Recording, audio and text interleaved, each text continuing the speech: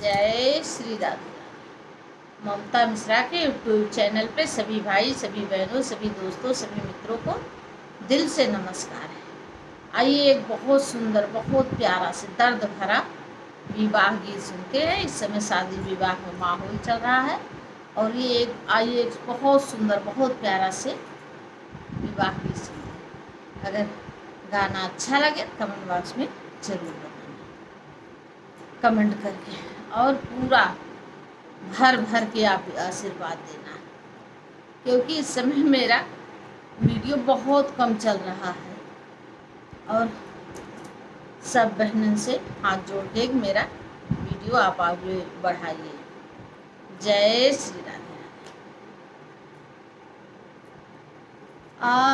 गाना सुना चौका बिना बाबा, कोयलारा बिना लखराज,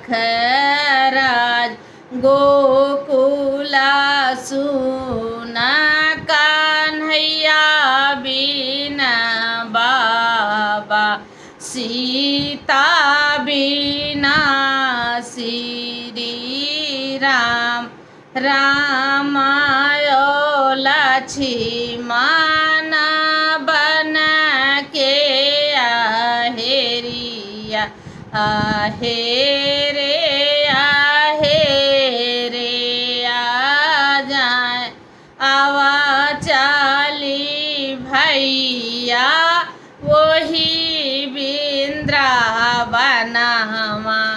जहाँ बसे भौजी हमार, आवा चलिया भैया वही वृंदावनमा, जहाँ बसे भौजी हमार। एक बना गईले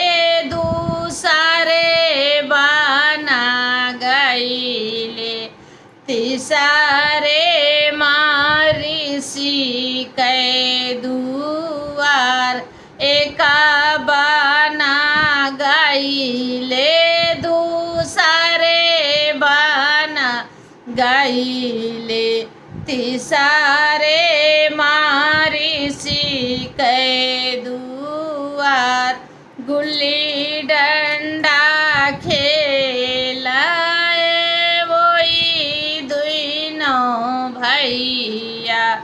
दुनो भैया बारे कुमार, गुल्ली डंडा खेलाई वही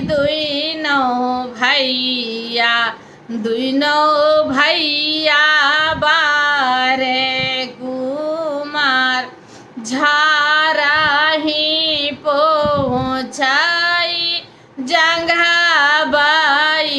ठावे, पूछे माइया बप के नाव, झारा ही पोछाई जगह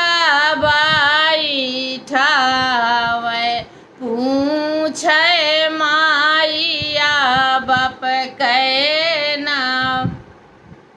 अरे बापावा तो मोरा लाखपतिया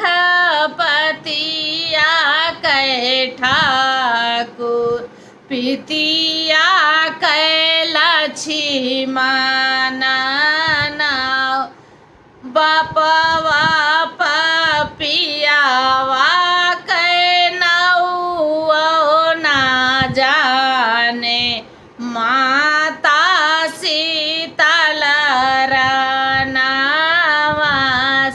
बपवा पपियावा कै नौआ ना जाने, माता सीतलरनावास, उलटी माचियावा पे बैठी सीतलरानी, सिरी खोली झुरामाई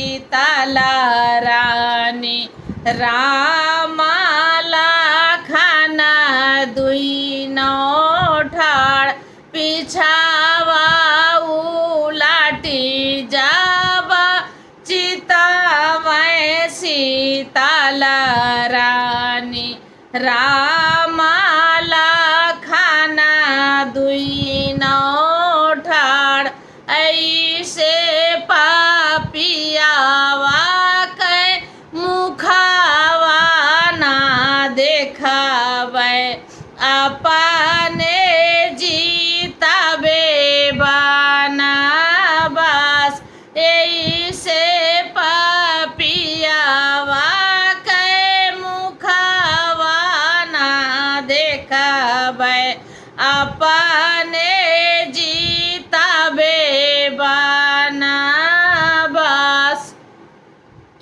मेरा बहुत सुंदर बहुत प्यारा से विवाह गीत है। अगर मेरा गाना अच्छा लगे तो कमेंट बॉक्स में ज़रूर लिखना कि मेरा गाना कैसा है। जय श्री राधे राधे।